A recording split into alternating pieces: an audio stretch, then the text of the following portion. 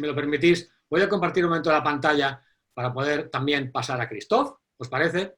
Y de verdad, enormemente felices todavía todos de que sigamos 272 personas y algunas fotos que me habéis enviado, estáis más de uno en la pantalla, así que de verdad feliz. Una cosa debo deciros a todos, quien se registró para el evento claramente recibirá tanto el enlace para llegar a los PDFs de que todos los ponentes se han comprometido a enviarme hoy en la tardecita, ¿verdad? O en la noche. Van a recibir también los enlaces para poder ver los vídeos editados. Entonces, si algo se os quedó en el aire, lo vais a poder consultar. Pero quien no se registró, no tengo forma de podérselo hacer llegar. ¿De acuerdo? Tengo que decir que esto es uno de los puntos. Es, digamos, el camino para poder llegar a todo esto. Estamos todos intentando manejar la tecnología. Voy a compartir la pantalla un momento y enseguida pasaremos a Christoph. Muchas gracias, Fernando. Gracias, Joana. Necesitaré también que apaguéis, por favor, vuestros videos y también ponerlo en silencio. Muchas gracias. Permitidme un segundo, por favor. Mirad, ¿sabes lo que tengo en pantalla? Pues el resumen de la presentación de Fernando. Acción y acción ya. No despilfarrar y pensar en lo de el paciente y buscar los pacientes Marlin. Para mí este es el resumen, un resumen simple, y vuelvo a repetir, Fernando también es audiólogo, también es audioprotesista y también es emprendedor. Hace un momento os he pedido que enviaréis la fotografía, vuelve a estar aquí abajo mi WhatsApp, no sé si se ve siempre, pero el que tenga duda, que haga una fotografía o un capturar pantalla. Aquí tenemos a Pachi en una postura igual que yo de ayer, son las dos únicas fotografías rápidas que encontré de ayer, de alguien que me las envió, ¿de acuerdo? Y antes he pedido unas valoraciones. Gracias a los que me la habéis enviado, pero por favor, hacer una fotografía de la pantalla, ahora, ya. El que lo tenga claro con iPad lo tiene más complicado, el que está viéndolo en su móvil o su celular también, por favor, hacer una fotografía de esto. Como quiera, os enviaré más adelante una encuesta. Pero una valoración general. Si tienes temas nuevos que tú quieras proponer, si repetirías un evento como este, si lo recomendarías, si la duración te parece adecuada, aquí yo debo aportar algo. La duración ahora es adecuada por la época en la que estamos. Estamos en casa, tenemos algo más de tiempo y encima ha generado o despertado un cierto interés. Por esto estás aquí. Si tienes algo que poder exponer o compartir, tú tienes ciencia, tú eres experto en muchas parcelas. Yo no soy experto en muchas parcelas, pero uno voluntades, uno personas, que es lo que estamos haciendo ahora. Si tienes algo que tú crees que puedes, me escribes. Por eso pongo mi WhatsApp. Y buscaremos el modo de que esto llegue a mucha más gente a través de diferentes plataformas. Si te interesa la formación online, hemos hablado de ventas y marketing, o gestión, o temas de alto rendimiento. En ese formato, pues también está la posibilidad de que podamos colaborar y compartir. Estamos en una normalidad. Recordar, estamos en un connecting the doors, estamos conectando puertas, conectando personas, voluntades. Cuando tú te fijas en algo, la ley de la atracción aparece, y aparece por supuesto. Y vamos a ver si os puedo presentar a Christoph Schnitzler. Pero ¿sabes qué? Tengo aquí mi móvil y él esta mañana me ha enviado para que lo pronunciara bien. Y os lo voy a poner, ojalá se pueda escuchar en medio mundo. Schnitzler. Schnitzler. Schnitzler. Christoph Schnitzler. Y no lo digo como una mofa, de verdad que no, sino que lo digo porque, ¿sabéis algo que siempre digo en todas mis capacitaciones? El nombre propio de una persona que es música para sus oídos. El nombre propio de una persona es música para sus oídos. Y yo entiendo lo que tiene que ser para un alemán vivir en España con un apellido lleno de consonantes y de consonantes complicadas de mover y pronunciar. Christoph es un mito. Es un mito. ¿Saben qué quiere decir un mito? ¿Saben? Es una persona, es un profesional que se capacitó y se formó originalmente en Lübeck, en la Academia de Lübeck. Es una de las mejores escuelas del mundo en audiología y audioprótesis. Es una de las mecas a las que, si habláramos alemán, nos encantaría poder ir a capacitarnos y a formarnos. Tengo que decir que tiene exactamente mi misma edad, él está más fuerte, él se conserva mucho más en forma, ha trabajado en diferentes compañías, algunas muy importantes, es actualmente el director de los institutos auditivos Audias en La Coruña y en Santiago de Compostela, estamos hablando en este caso de Galicia, en España. Es experto en otoplastia, y esto no penséis que lo digo por decir. Cuando digo experto en otoplastia, es que yo conozco auténticos cracks a la hora de hacer moldes auditivos y de aprovechar el molde, ese ahora ya tan olvidado producto, ¿verdad? El acoplador o como le queráis llamar. Pero tiene arte en las manos, sabe cómo poder modificar cosas, y él se ha comprometido también en la plataforma nuestra a poder subir también capacitaciones específicas en este sentido. Él es docente también y divulgador de la audiometría del campo auditivo, el CPCA, y también se dedica a la distribución de sistemas de medición de sonoridad en España. Christophe es audioprotesista desde la práctica. Y os digo otra cosa, es un perfeccionista. Es un perfeccionista. Y como perfeccionista, que es... Por cierto, ayer me decían algo, escuchaba en uno de mis mentores que decía que quien es muy perfeccionista no puede ser muy productivo. ¿Sabes por qué? No puede tener la más alta rentabilidad. Lo que pasa que, además, él tiene una particularidad que no tenemos los demás. Es alemán.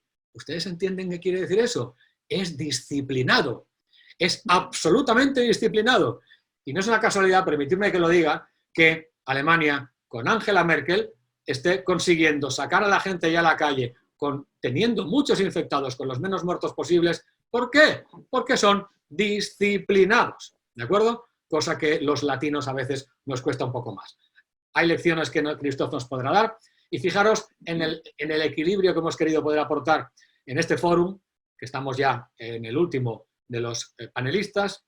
El equilibrio que buscábamos era entre la realidad de lo que nos preocupa en el día a día y una parte específica de la ciencia aplicada. Vamos a llamar psicometría, la audiometría del campo auditivo es algo que tiene su complejidad, que él lo explica muy bien, que hoy nos va a dar unas píldoras, debo decirlo claro, unas píldoras que quedarán muy ampliadas posteriormente en la plataforma de cursos audiología.com. Christophe, un honor tenerte con nosotros, muchas gracias, y cuando tú quieras empiezas tu presentación y nos compartes la pantalla cuando te parezca. Un placer estar contigo, un honor también. Adelante. Muchas gracias, Carlos. Bienvenido a todos. Buenos días y buenas tardes. Ahora voy a buscar aquí la forma de compartir pantalla. Bueno, hoy vamos a hablar de psicoacústica. Mejor dicho, vamos a hablar de una parte importante de la psicoacústica, la sonoridad. Bueno, vamos ahora a saber cómo fue el desarrollo de ese tema durante décadas para llegar a convertirse en una prueba audiométrica estandarizada con propia norma ISO, igual como la audiometría tonal. Sorprendentemente o lamentablemente, la tecnología, la existencia, el funcionamiento de la audiometría del campo auditivo, sus ventajas y aplicaciones se han quedado durante mucho tiempo dentro del país de su origen, que es Alemania. Más adelante se ha extendido a los países vecinos directos como los Países Bajos, Bélgica, Luxemburgo, Austria. ¿Por qué? Es muy probable que, entre otras razones, la barrera del idioma, la mayoría de las publicaciones se hizo en alemán y muy poco en inglés. También la falta de iniciativa por parte de sus investigadores y distribuidores han sido la razón que a los profesionales de los sectores médicos, audiológicos y audioprotésicos del habla español nunca ha llegado alguna información sobre la audiometría del campo auditivo. Tampoco se estaba incluyendo ese tipo de prueba, esa audiometría, que es muy importante en el plan de formación en los sitios donde se hace la formación profesional en España. Bueno, desde 2017 en España yo estoy dando algunas charlas y cursos sobre ese tema. Bueno, gracias a la iniciativa de Carlos Torres, Y con este fórmula se conocerá más entre los profesionales, sobre todo entre los profesionales que están luchando todos los días para hacer su trabajo más eficiente, intentando solucionar problemas y optimizar sus procesos de adaptación neuroprotésica. Creo que entre todos los profesionales hay tres grupos. Hay el grupo que simplemente trabajan con más o menos ilusión, que seguramente estos ahora mismo no están en el foro. Hay un grupo de profesionales que además tienen ganas de optimizar su trabajo, primero para ganar tiempo y mejorar procesos. Y después hay el tercer grupo, es el grupo que los que no duermen por la noche preguntándose ¿cómo puedo hacer mi trabajo mejor? Reducir reclamaciones y quejas, incluso devoluciones, ojo. Yo, personalmente, yo soy de los últimos dos grupos. Quiero hacer lo mejor que los demás, lo mejor posible. Bueno, la aurimetría del campo auditivo, ¿cómo la conocí? La conocí en el año 2016 en un congreso en la EUHA, que es un congreso internacional en Alemania, en Lübeck. Me encontré con un amigo, ex compañero de los estudios, hace 20 años que no lo habíamos visto. Entonces fuimos a cenar, hablando, y claro, evidentemente esa noche hablamos de cualquier cosa menos de audífonos, lógico, porque nos pasamos muy bien esa época, nos lo pasamos muy bien. Pero le dio toda la vuelta al tema y al final sí que acabamos, no sé cómo, en las pruebas REM, tú lo haces en el 1, en el 2, de SLO. Le pregunté y él me mira con cara de pena, ¿cómo que REM, en el 1, en el 2, de SLO?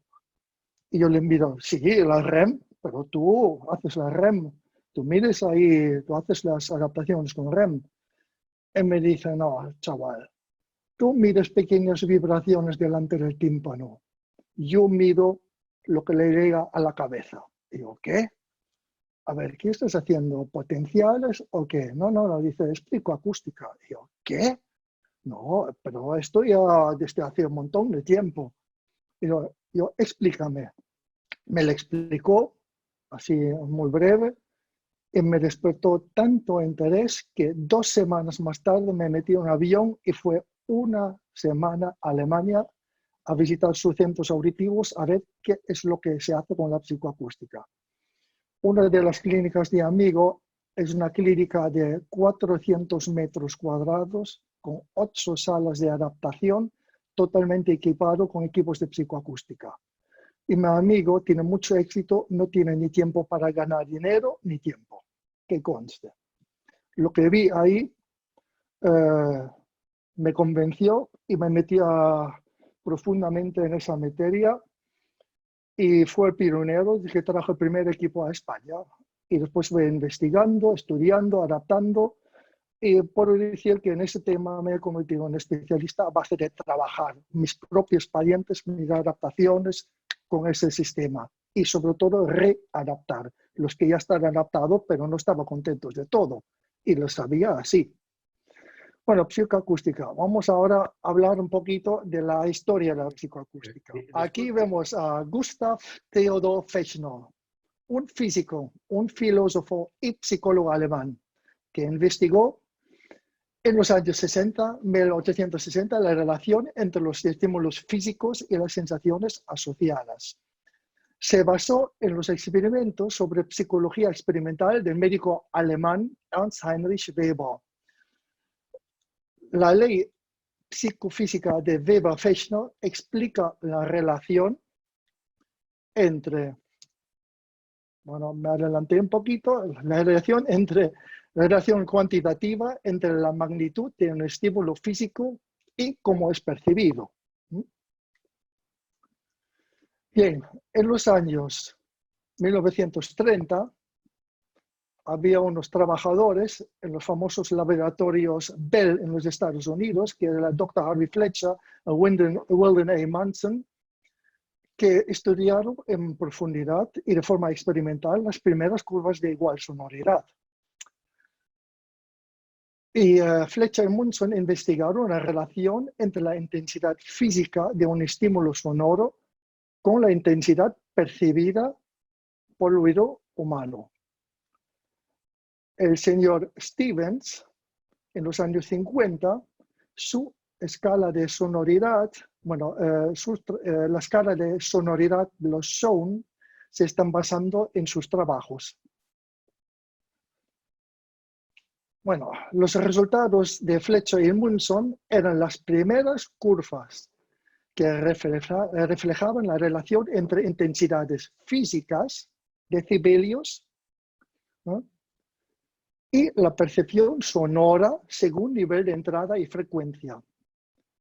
Claro, vemos aquí decibelios, vemos aquí frecuencias. ¿Qué es lo que hicieron? Le pusieron cascos a unos individuos, un montón de gente, le presentaron sonidos puros, que por ejemplo va a escuchar un sonido de 1000 hercios. Ahora le vamos a comparar con otro sonido de otra frecuencia, por ejemplo 1500 o 2000 hercios, y usted, los probantes, tenían que decirlos, los participantes, cuando el sonido de una frecuencia tenía la misma sonoridad como de la otra frecuencia. Y lo hicieron para todas las frecuencias y se establecieron para todas las intensidades los isofones. Como vemos, para frecuencias graves hace falta mucho más energía para conseguir la misma sonoridad y para las frecuencias agudas también, así como funciona el oído humano. Que no percibimos todos los sonidos con la misma intensidad. Hace falta más o menos energía según frecuencia. Estas curvas solamente eran válidas para el campo sonoro a través de auriculares, que es un campo sonoro difuso. No tenía en cuenta que no percibimos por igual los sonidos si vienen de diferentes direcciones. En el año 1956, los físicos Robinson y Dodson redeterminaron las curvas de igual sonoridad del oído humano, que más adelante fueron elegidos como base del estándar actual reflejado en la norma actual, la ISO 226 del año 2003. Vemos aquí las curvas de Fletcher-Munson frecuentemente suelen estar confundidos con las de Robinson y Dodson. Sin embargo, tiene diferencias notables. La razón es que las curvas de Robinson y Dodson se obtuvieron a través de campo libre, con altavoz frontal, vía oral y en cámara anecoica con tonos puros, igual como les especifica la norma ISO 226 del 2003. Por cierto, los individuos que participaron en la prueba eran normoyentes que tienen la edad de entre 18 y 25 años. Vemos ahora las tres curvas. Las primeras de Fletcher-Munson, que son los verdes, después las curvas revisadas de Robinson-Dodson, que son los azules, y la norma actual vigente, que es la ISO 223. Esto refleja cómo funciona el oído humano respecto a sonoridad. Esa norma, estos puntos clave del estándar internacional sobre la característica frecuencia del oído humano juegan un papel importantísimo en las ciencias de audición y ingeniería acústica. Estos fueron revisados en estudios durante 18 años y la última revisión en el año 2003 llevó a estandarizarse en la norma ISO 226. Ahora viene algo muy importante, pero muy importante. Hay mucha gente que no está consciente de ello. Esa norma en la era digital en la que vivimos forma la base para mejorar la precisión de prótesis auditivas, equipos de sonido y los métodos actuales de evaluación de ruido, para que sean más compatibles con las características del oído humano. El filtro A, en la medición del ruido, se basa en los isofones. Fíjate que esta es la base para mejorar la precisión de prótesis auditivas. Bueno, seguimos. En los años 70, ya en los años 70, mucho antes de que se estableciera la norma, la ISO 226, en las clínicas de Oldenburg y Würzburg, en Alemania, el profesor Hellbrück y el profesor Moser empezaron a investigar sobre cómo hacer pruebas de categorización psicoacústica del campo auditivo. Os adelanto, la expresión categorización psicoacústica del campo auditivo es un invento mío con la empresa Acústico. ¿Por qué? Porque en alemán se llama kategorische Lautheitsskalierung. En inglés se llama Categorical Loudness Scaling. Ahora, scaling tiene la misma raíz, pero la palabra español escalar no tiene nada que ver con ellos y no se podía hacer algo parecido. Entonces, después de darle muchas vueltas, decidimos de darle el nombre de lo que estamos haciendo con esa prueba de la audiometría del campo auditivo. Es la categorización psicoacústica del campo auditivo. Y me permití de darle este nombre porque después de varios días y semanas buscando en internet, no encontré ninguna publicación en el habla español sobre ese tema y no había ninguna expresión. Siempre se hablaba de Categorical Loudness Scaling o Categorische Lautheitsskalierung.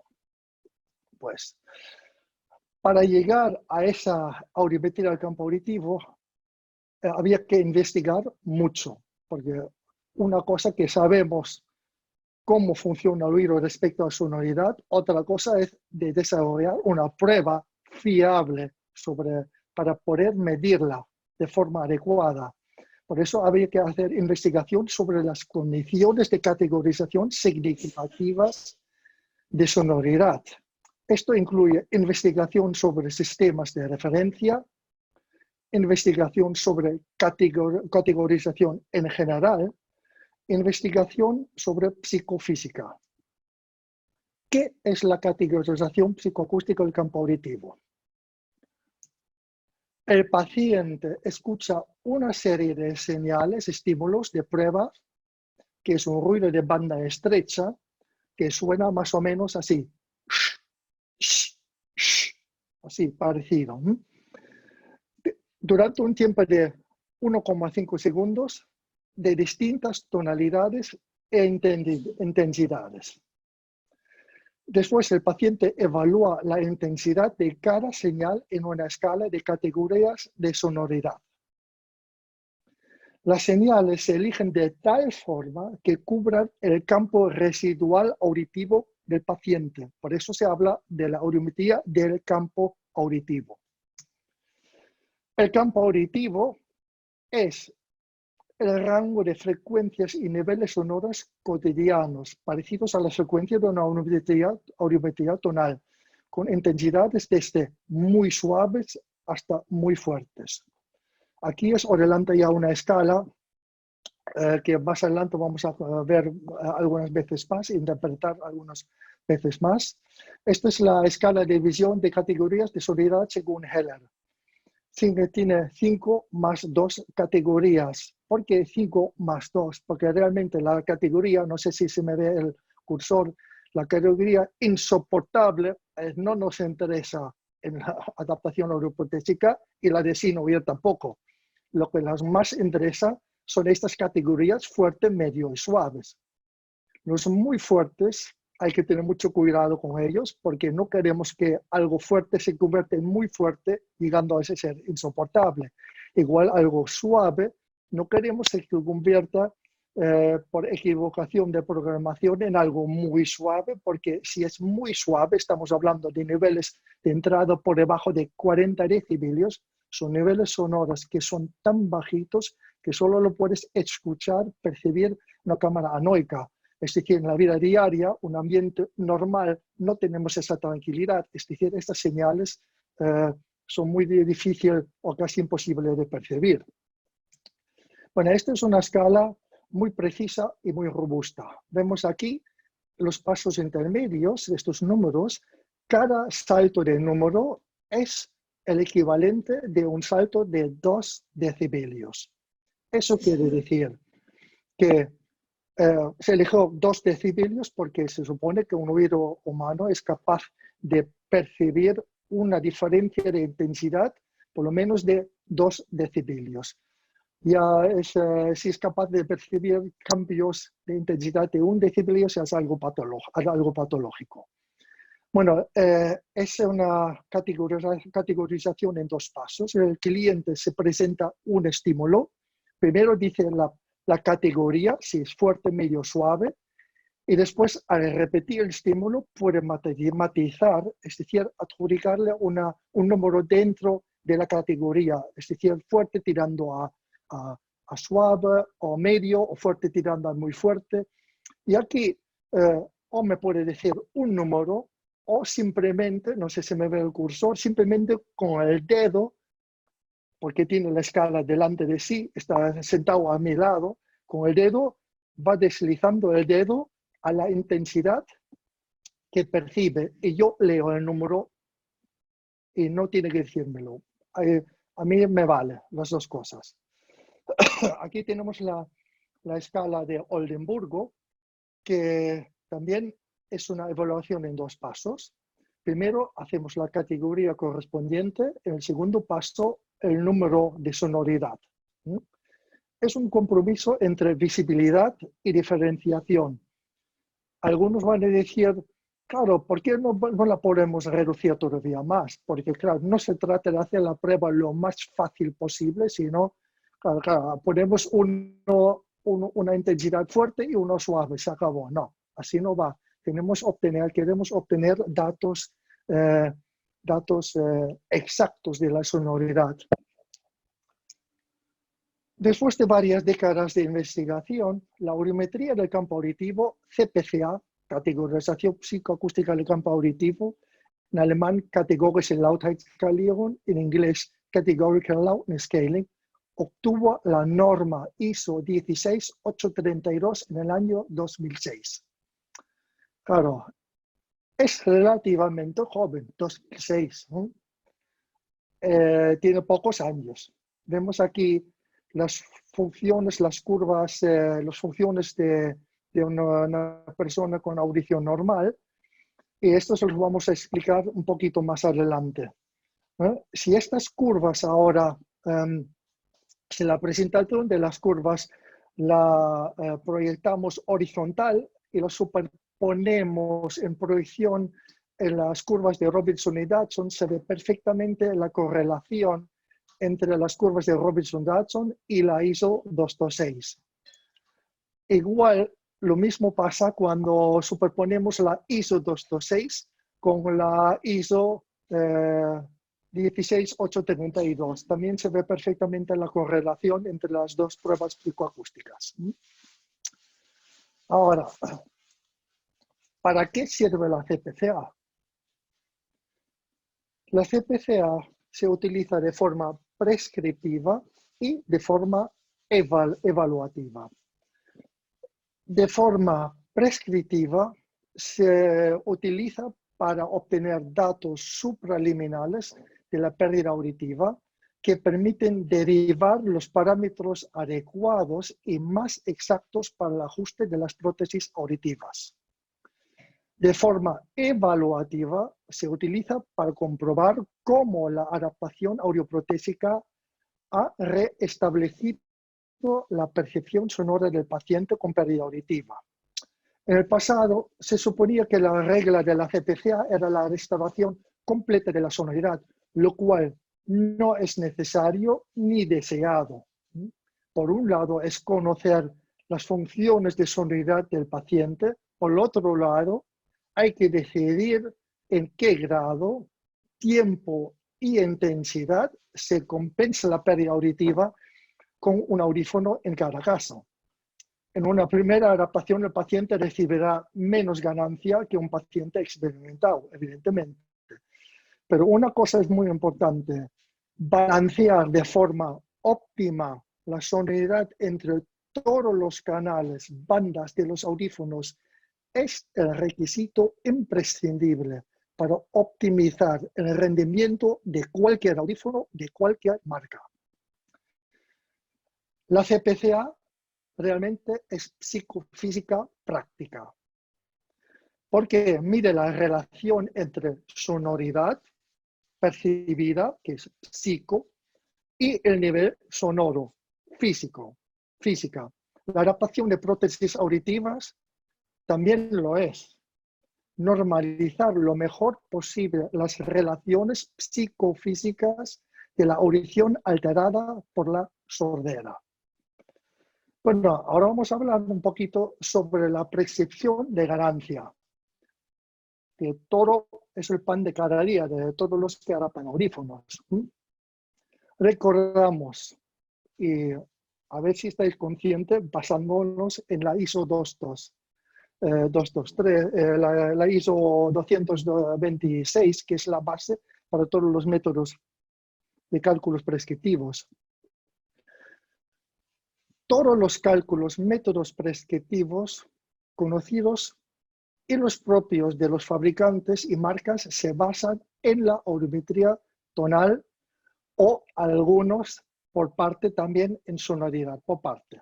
Algunos incluyen el UCL, intentando lo mejor posible más bien a estimar, calcular las necesidades de ganancia supraliminar a base de una audiometría tonal.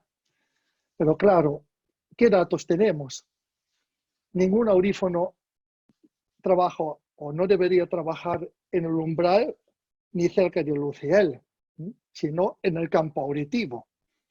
Claro, ahora intentamos estimar a base de la 226, la ISO 226, estimamos la ganancia ideal. Pero ahí tenemos un problema. Ahí tenemos el problema. Tú, por ejemplo, no sé si a alguien le ocurrió, mete la misma audiometría en distintas plataformas de distintos fabricantes, a ver qué prescripción de ganancia hacen, y cada uno hace una prescripción distinta. En algunos casos, en algunas secuencias, hay hasta 20 decibeles de diferencia. Ahora, lo que es peor, si coges la misma audiometría, lo metes en distintas plataformas y dices, a ver, hazme el cálculo de ganancia según AL o según AL2 y según DSLO. Incluso metiendo la misma audiometría en distintos fabricantes, obtienes distintas prescripciones de ganancia. Al final, los propios fabricantes ya empezaron con sus propias fórmulas prescriptivas, porque parece que o también problemas de licencia o por fiabilidad, cada uno empezaba a investigar por su parte y cada fabricante salió con sus propias fórmulas prescriptivas. Al final, ¿quién tiene la razón? Vamos a ver, ¿por qué estimar? ¿Por qué había que estimar? Esta es la pregunta. Claro, porque no quedaba más remedio. Hasta el 2006 no había ni método, ni hardware, ni software normativizado para medir de forma práctica la zona del campo auditiva supraliminar. No la había. Es la zona que más importa en la adaptación audioprotésica. La zona supraliminar es donde todos los prótesis están actuando. Si esto sería tan acertable y fiable de prescribirlo a base de fórmulas, no tendríamos tantas típicas quejas de ay, me molesta, no entiendo lo suficiente en ambientes ruidosos, no aguanto, no me gusta. Claro, al final, ¿qué remedio había? Como yo, durante décadas. Tenías que adaptar los sistemas auditivos lo mejor posible a través de pruebas REM delante del tiempo en el paciente a estas curvas estadísticas. Claro, pero yo fui de los primeros en Alemania que tenía un equipo de March, de hacer pruebas REM, me fascinaba porque yo por lo menos podía ver qué está pasando delante del tímpano, cuando modificabas un molde, qué está pasando, cómo mejora la respuesta frecuencial poniendo un tubo Libby, un codo back, haciendo ventilaciones.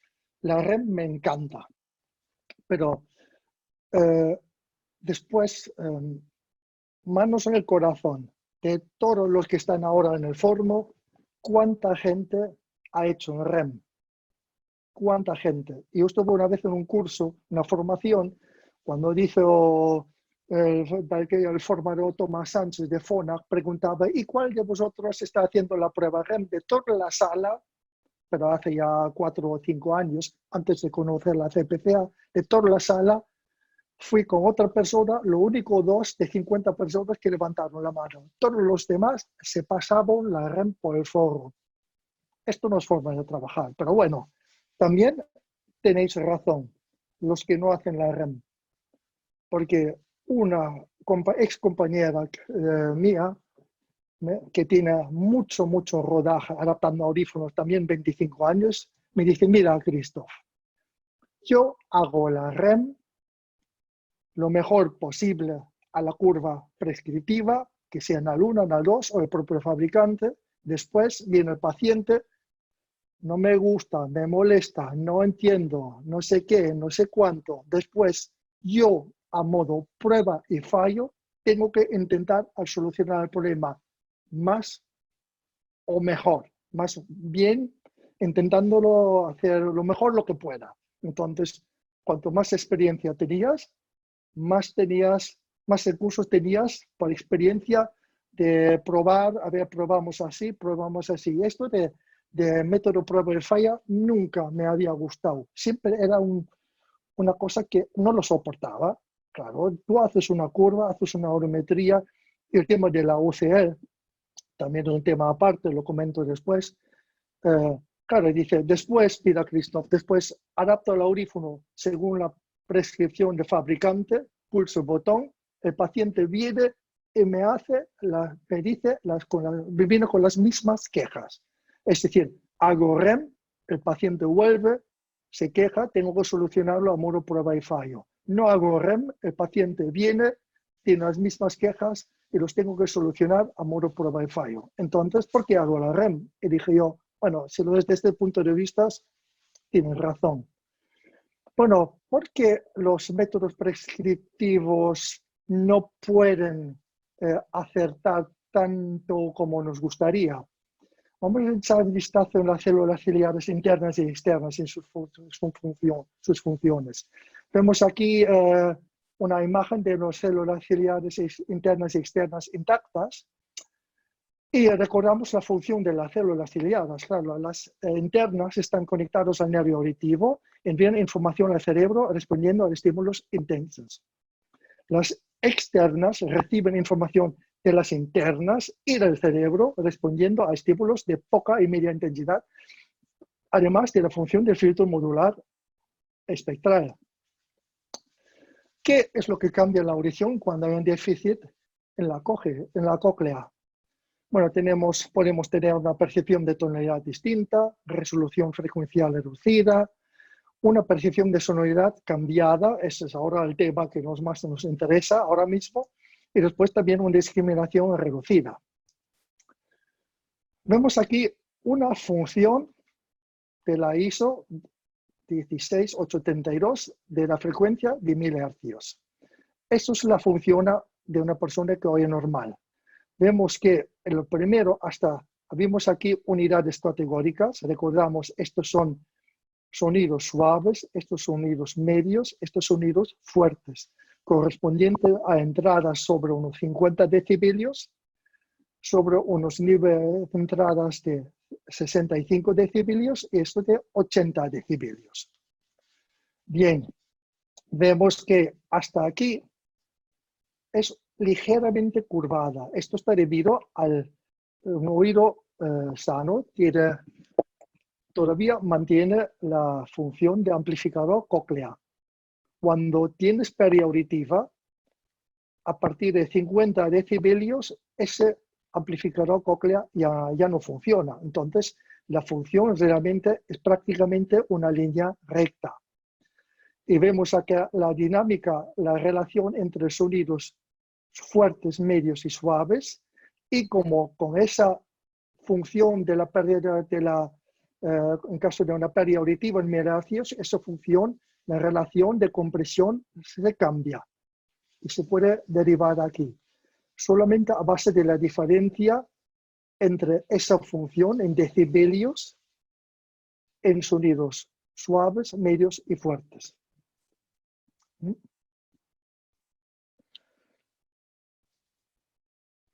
Cambios en la percepción de sonoridad cuando las células ciliares están dañadas. Aquí, la fracción violeta, ahora que vemos la verde es la normativizada y la violeta es un ejemplo de una función cuando las células internas están reducidas, el funcionamiento de las células internas están reducidas y tenemos una pérdida independiente del nivel de entrada. Ahora, teniendo el mismo umbral auditivo,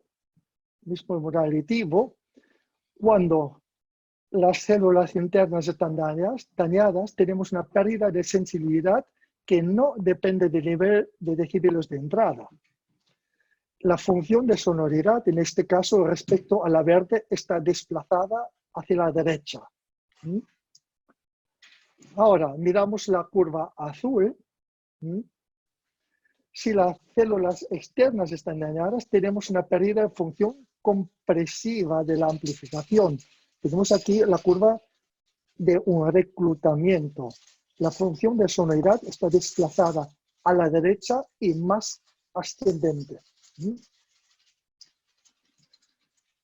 En el año 1995, el profesor Launer hizo un estudio con un montón de gente con el mismo tipo de umbral audiométrico y ha intentado comparar la variación en sonoridad y se ha comprobado que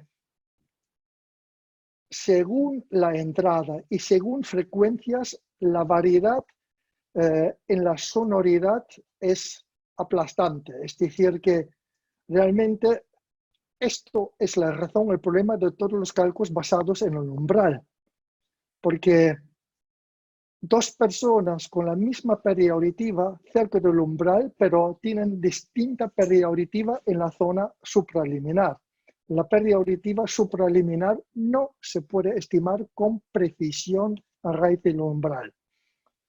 La solución, claro, podemos solo medir el umbral y el UCL. Ahora el UCL, tela. ¿Por qué? Cogemos 10 personas, 20 audioprotesistas, dejamos que miren a esos 10 personas los UCL y vamos a tener así de UCLs distintos. Es difícil medir, ya está más que rediscutido qué sentido hace medir el UCL con un tono sinoide.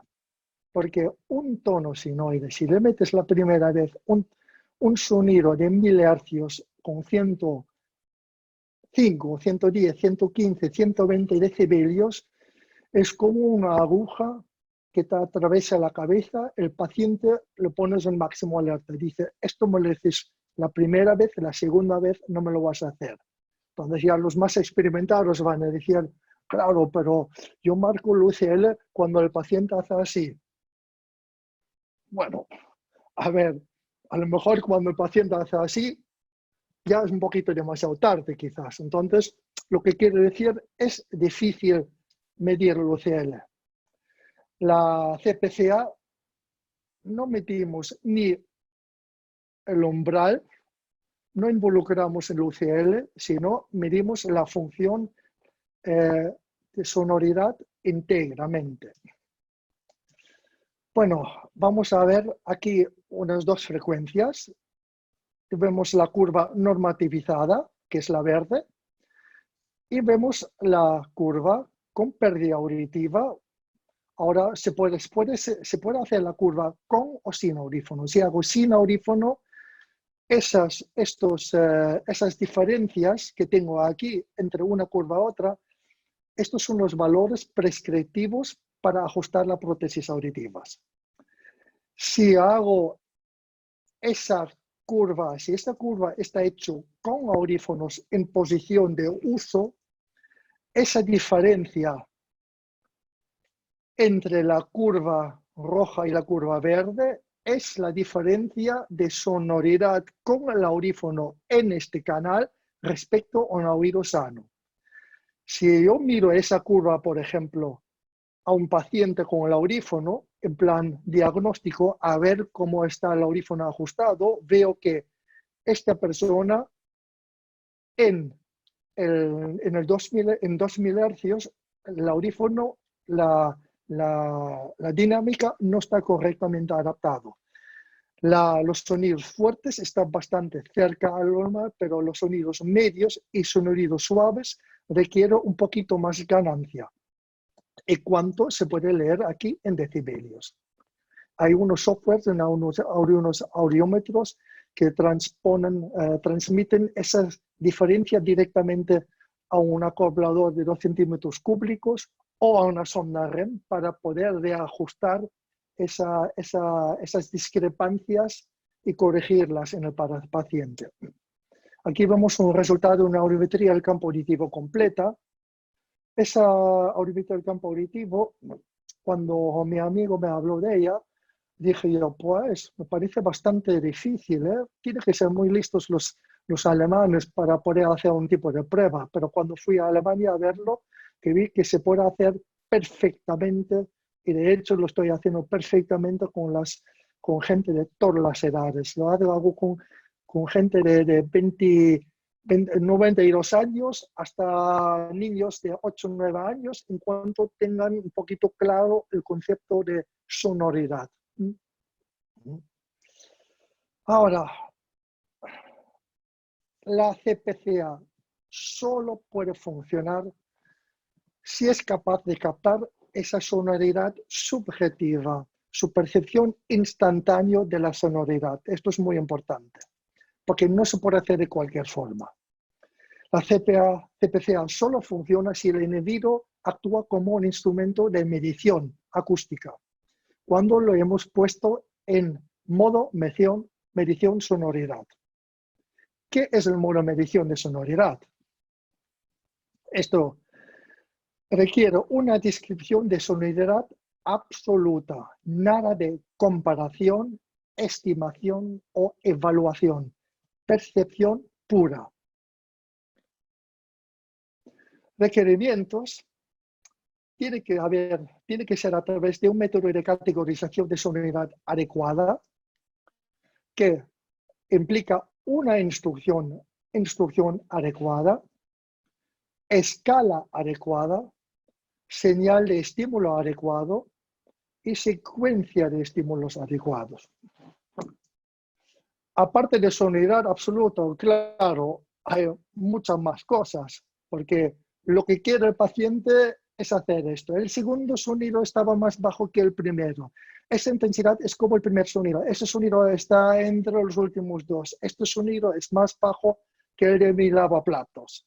Claro, podríamos deducir que en el primero sí es un poco más abajo en la escala, o es otra vez medio, o sí, así un número entre ellos, o así, creo que es suave. Esto no nos lleva a ninguna parte. Tiene que ser una característica absoluta. Aquí, él tiene orejas grandes. Eso es una percepción. Tú ves una persona que tiene orejas grandes, la miras, tiene orejas grandes. Punto. No tienes que mirarlos, reflexionar diciendo, sí es grande, sí, pero a lo mejor no es tan grande, porque si lo pongo al lado de un elefante, ya no es tan grande. No. La percepción instantánea absoluta. Igual como el ruido era muy suave. Claro, el modo de medición sonoridad del individuo requiere instrucción, escala, selección de tipo de estímulo y el orden de secuencia de los estímulos tienen que estar diseñadas para que fomenten la evaluación absoluta de sonoridad. Y sobre todo, ahí me pasé Y sobre todo tienen que estar diseñadas para que fomenten la evaluación absoluta de sonoridad y dificulten la evaluación comparativa. Unos mecanismos metódicos para una CPCA significativa, para que la persona en general no busque posibilidades alternativas de orientación, en vez de fiarse de su propia percepción absoluta de la sonoridad, tiene que ser una instrucción extrospectiva. ¿Qué quiere decir esto? Tienes que decirle al paciente, dígame qué intensidad tiene cada señal, punto, ni más ni menos. O con qué intensidad oye cada señal. Parece una chorrada, pero no es una chorrada. Hay que hacerlo así, si no, le mandas por caminos equivocados. Está prohibida de utilizar términos, por ejemplo, como cómo estima o qué intensidad cree que puede tener ruido. No, dígame qué intensidad tiene cada señal, con qué intensidad oye cada señal, punto. Además, para evitar que el paciente se oriente al primer o los primeros estímulos, en vez de confiar en la percepción absoluta, tiene que haber una presentación previa de todos los posibles grados de sonoridad, desde muy suave hasta muy fuertes, antes de la prueba. Porque le das la escala, lee todas las palabras y al leerlos se está esperando de percibir estas sonoridades. De hecho, hay que presentárselo. Hay que hacer un pequeño entrenamiento previo antes de la propia prueba, para que la persona no pierda la orientación en la sonoridad durante la prueba. La amplitud y secuencia de los estímulos tiene que corresponderse lo mejor posible con las expectativas sobre las características sonoras del paciente que espera escuchar. El paciente espera escuchar todas las intensidades, desde muy fuerte hasta muy suave, cuando tiene la escala delante.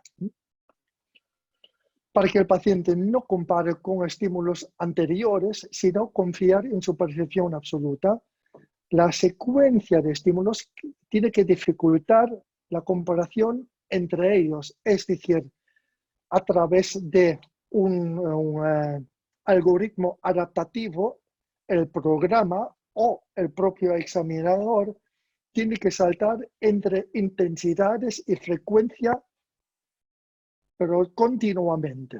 Nada de presentar 2 veces la misma frecuencia o 2 veces la misma intensidad. La escala, entonces, tiene que tener una resolución adecuada.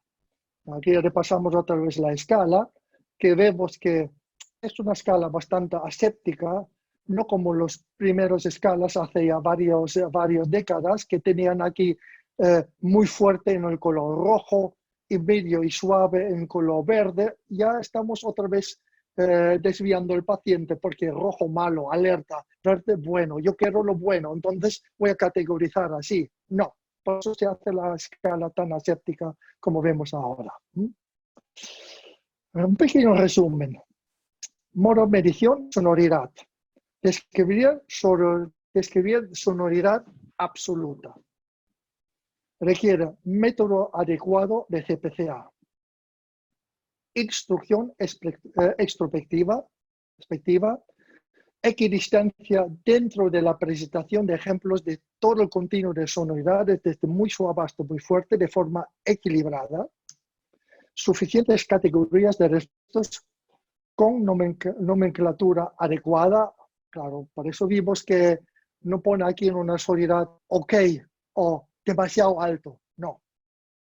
Muy aséptica. Nomenclatura adecuada. Y la secuencia de estímulos tiene que dificultar la comparación. Por eso saltamos de intensidad y frecuencia. Ahora vamos a ver un pequeño vídeo.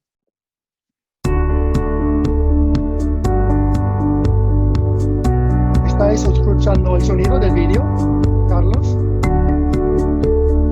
Sí, se escucha.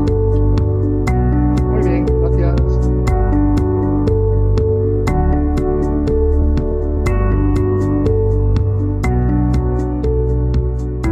Estos cascos, estos auriculares están calibrados para emitir los isofones a esa distancia marcado delante del oído o del audífono.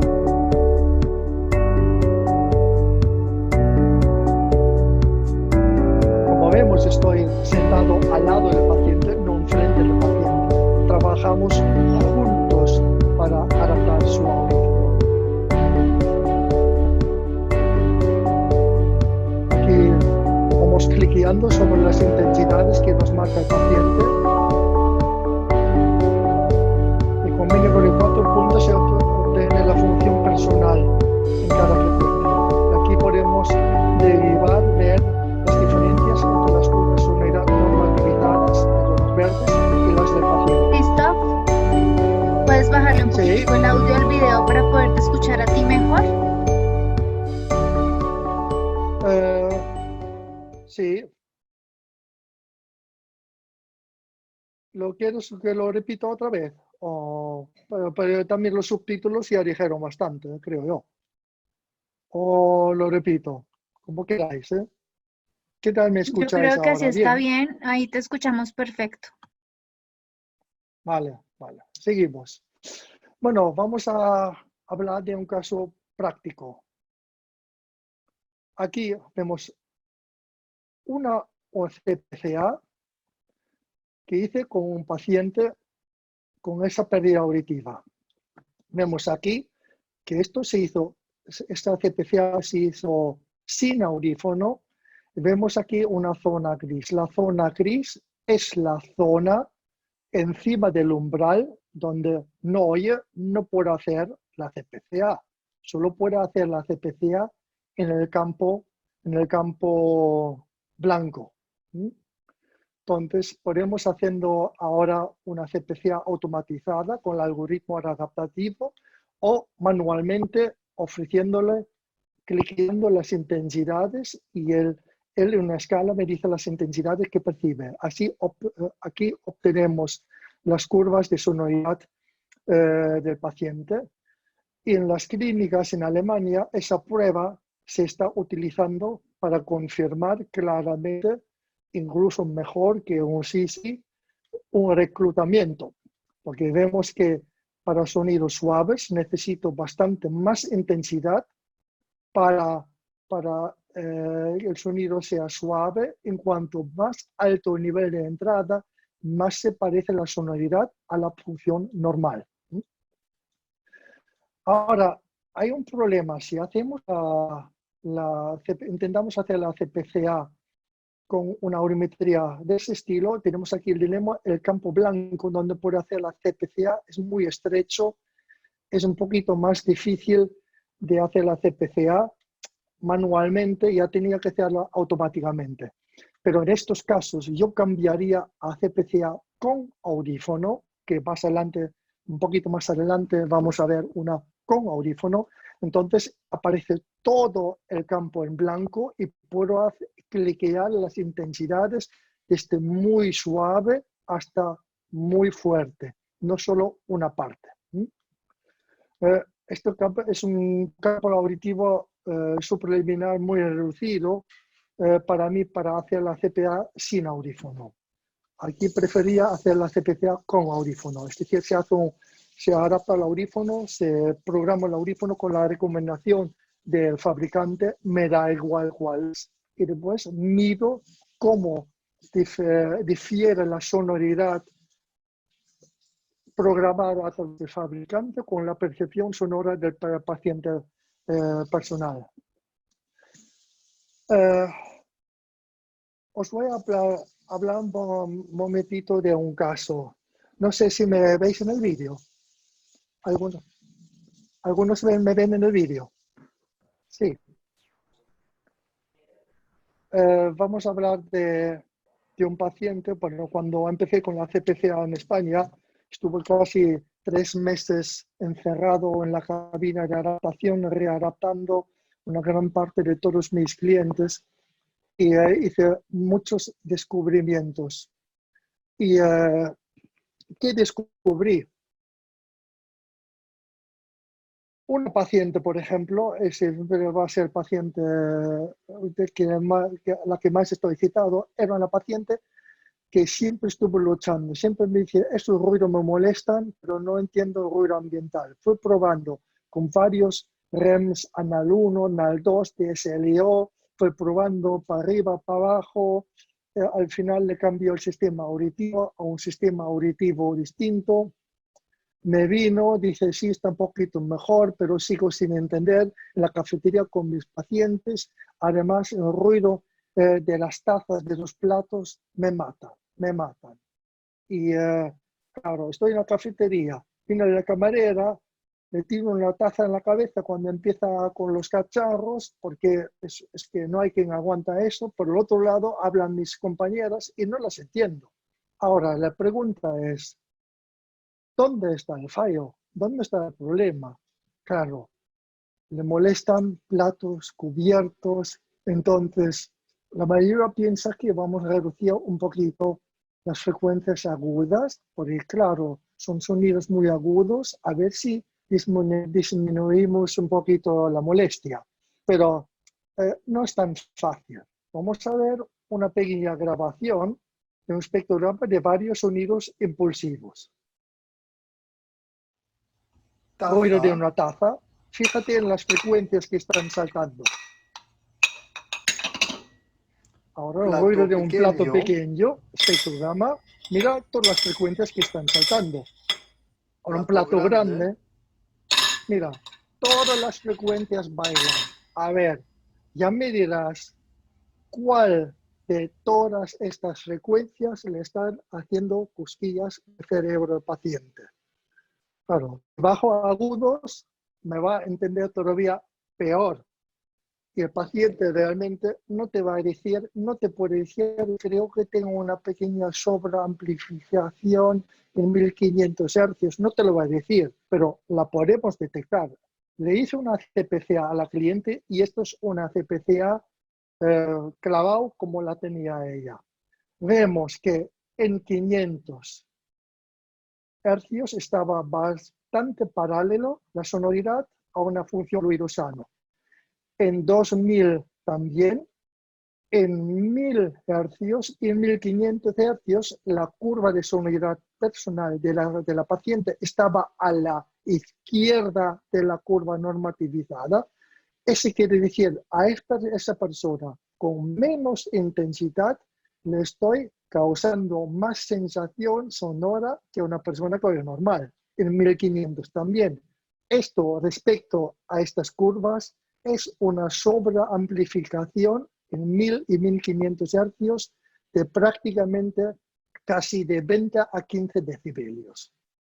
Esto es grave, es como un zapato, una piedra en el zapato.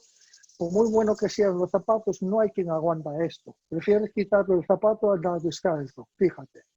Y después en 3 y 4000 Hz tenía que darle mucho más intensidad de estímulo para que esta señora me decía que este sonido es medio, fuerte o suave. Aquí nos faltaba respecto, por ejemplo, a esta, casi 20 decibelios de ganancia en 3 y 4000 Hz. La señora tenía olivas estándar, un auricular de 45 decibelios, tenía que cambiar el auricular a uno más potente, hacer micromoldes, y de hecho, después de utilizar el CPCA, 90% de la gente le tuve que pasar a micromoldes. Porque por muy cómodo que son los olivas estándar, son comodísimos, no lo niego, pero en la mayoría de los casos no llegan a aguantar la sonoridad requerida en las adaptaciones, porque no hay cancelador de feedback que soporta a veces lo que necesitamos de ganancia en frecuencias agudas. Y esto es un consejo que os doy. Pero le hice micromoldes, le hice un rebalanceo de sonoridades a esta señora, y lo que me llamó mucho la atención a esa señora, dijo, cuando le coloqué el audífono rebalanceado, dice, bueno, suena un poquito agudo, pero por lo menos no suena a lata. Ojo al detalle, suena un poquito agudo, pero por lo menos no suena a lata. Dice un campo libre, repite las palabras, sin ruido, lo repitió perfectamente. le puso ruido de fondo, por detrás a 180 grados, repite las palabras y empezaba a repetir las palabras prácticamente igual con ruido de fondo que sin ruido de fondo. Y esto se ha convertido en algo normal, si un audífono está bien balanceado en sonoridades. Bueno, si haces la CPCA anterior, bueno, en los primeros años la CPCA, cuando lo hacía sin audífono, el software recoge las diferencias entre la percepción en cada canal del paciente y la curva normativizada. Un software te puede marcar los isofones personalizados, las curvas target personalizados para ese paciente, para ajustar los niveles fuertes, medios y suaves, en este caso para entrar de 65 decibelios. Esto ahora es una imagen de un análisis percentil, que es una prueba estadística para medir el comportamiento dinámico del audífono en posición de uso para ver cómo están distribuidos las intensidades en cada frecuencia a un tiempo más prolongado. La señal es un ISTS, International Speech Test Signal. Aquí vemos la curva media negra, que está un poquito pálida, que hay que ajustarla lo máximo posible para que los sonidos fuertes se mantienen en los sonidos fuertes y los suaves suben un poquito por encima de los sonidos suaves. ¿No? Ahora tenemos lo mismo, ahora con una entrada de 80 decibelios. En este caso vemos que en la entrada de sonidos fuertes hay unas frecuencias que están pasándose un poquito de la intensidad fuerte. Esta curva no es Luciel, esto es igual fuerte personalizado al paciente. Así sabía que en 750 y 1000 hercios tenía que bajar un poquito la intensidad en sonidos fuertes para que no se salten por encima de ese nivel. Ahora,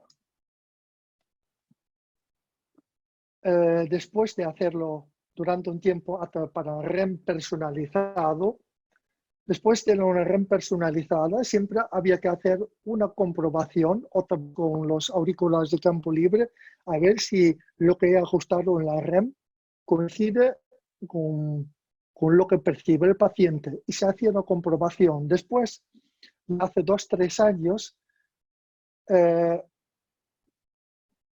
cientos de usuarios de la CPCA se dieron, ¿y si cuando hago una comprobación ya directamente de sonoridad? Es decir, hago una CPCA, tengo una imagen de las sonoridades y abriendo el software del fabricante y la CPCA, hacemos lo siguiente, ajustamos directo en vivo las sonoridades en cada canal con el paciente con el auricular puesto o con el altavoz de la CPCA puesta. Y aquí tenemos un balanceo, un método de balanceo directo de sonoridades. Nos saltamos la REM, simplemente yo le pregunto, cliqueando aquí, este auricular reproduce un sonido medio y este sonido medio lo puedo comparar directamente con otro sonido medio. Le digo al paciente, vamos a comparar estas dos sonoridades. Si este paciente me dice, no, el segundo sonido es más fuerte que el primero, voy al software de fabricante y en tiempo real voy bajando los sonidos medios para que estos dos sonidos, que son el isofón de un oído normal para el sonido fuerte, medio y suave, para ajustarlos in situ directamente con el paciente. Esto ha tenido tanto éxito que ahora se ha convertido en estándar de cada día. Clavas las adaptaciones porque mides directamente cómo el sonido llegó al paciente. Llega el sonido al paciente. Por ejemplo, incluso con ese método se puede comprobar o controlar la audibilidad después de activación de parámetros de compresión o transposición frecuencial. Por ejemplo, yo a ese paciente le pongo los auriculares de campo libre, le reproduzco un sonido medio en 3000 Hz y en 8 de 10 casos el paciente con la prescripción del fabricante me dice no oigo nada, oigo muy lejos. Entonces, claro, si yo le reproduzco un sonido en 3000 Hz que para un oído sano es de nivel medio y él me dice que está muy suave, es como no estuviera. Sí, lo puedo medir delante del tímpano, pero no le llega a la cabeza, porque si un sonido medio le llega con un nivel de sonoridad muy suave, es como no estuviera. Entonces puedes ahora jugar con los parámetros de compresión frecuencial para hacer estos sonidos agudos un poquito más audibles. Tampoco te pases, porque esto no es un chicle de hacer todos los sonidos audibles, si no vas a ensuciar evidentemente demasiado el campo sonoro más sano. Pero una pregunta, una cuestión es si un sonido que escucha, por ejemplo, en este caso, el sonido de 3000 muy suave, o por lo menos lo puedes comprobar que le entra suave. Entonces, entre no escucharlo y escucharlo hay una diferencia. Pues el sonido se percibe detrás del tímpano. Yo tuve también un problema al tener varias clínicas y muchos empleados. No quería estar siempre atado en la sala de adaptación para poder solucionar los problemas a modo prueba y fallo. Ahora con ese sistema sí que es verdad, y al principio pensaba que es un arma de doble filo, un audioprotesista entrenado en esa audiometría, bien entrenado, después de 2 meses pueda hacer las adaptaciones igual de buenas, con la misma fiabilidad como yo con mis 37 años de práctica. Y esto es bueno. ¿Es malo? No. Al principio estaba pensando, claro, yo era el rey del mambo con mi formación alemán y después te viene uno que tiene 1 año de experiencia y hace las adaptaciones igual de bueno que tú. Sí y sí, pero al final el paciente se merece lo mejor, la mejor adaptación, y si podemos mejorar los preajustes de los fabricantes, no digo que son malos, solo digo que no pueden estimar, calcular con precisión lo que necesita el paciente. Tenemos que medir lo que le llega a la cabeza. El REM, no me entienden mal, la prueba de oído real me encanta, lo hice, me encanta. La hago siempre cuando el paciente no es capaz de ninguna forma de expresar sonoridad. ¿Vale? La REM nunca jamás va a desaparecer. Pero lo que pasa es que ahora son los nuevos métodos de adaptación. Hay varios sistemas en Alemania, hay sistemas como diagnósticos, como el ACAM que acabo de enseñar de acústico, que es diagnóstico y tiene elementos de hacer la adaptación en tiempo real con el loudness balance. Después hay varios sistemas en Alemania que solo son diagnósticos, que te enseñan cómo está la sonoridad para tú mismo sepas por dónde andan los tiros, dónde hay las discrepancias, pero no te dicen cuánto, lo tienes que calcular tú a mano. Después hay sistemas, ayudas de adaptación, que son sistemas que tienen sonidos patentados, isofones, que se emite delante del paciente con sus audífonos puestos, y también se dice al paciente que compare las sonoridades para restablecer los isofones lo más equilibrados con el paciente, también en tiempo real con el software del fabricante abierto, y cada vez está poniendo más de moda, porque el sonido se percibe detrás del tímpano.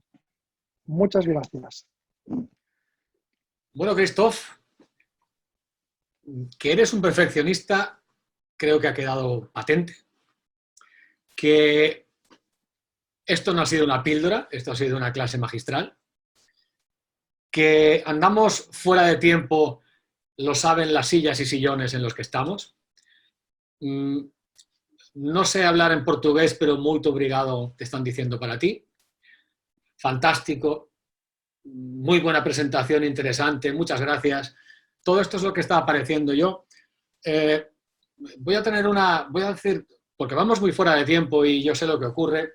Hay gente que está verdaderamente cansada. Hay algo que he estado escuchando y recibiendo en estos inputs. Muchas gracias por las fotografías que me habéis enviado todos, de verdad.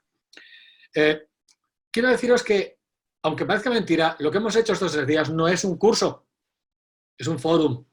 Es un fórum en el que algunos hemos querido poderos aportar temas que evidentemente habéis visto que son, por ejemplo, como el CPCA, que Christophe acaba de hablar ahora, que se convierte también en una posibilidad de oportunidad para diferenciarte, para ser mejor, para crecer profesionalmente, para dar un mejor servicio.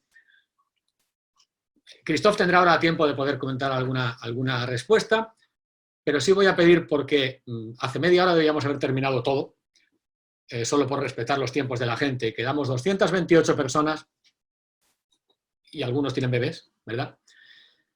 Tengo que decir que es un fórum, y entonces como fórum todo va a quedar grabado.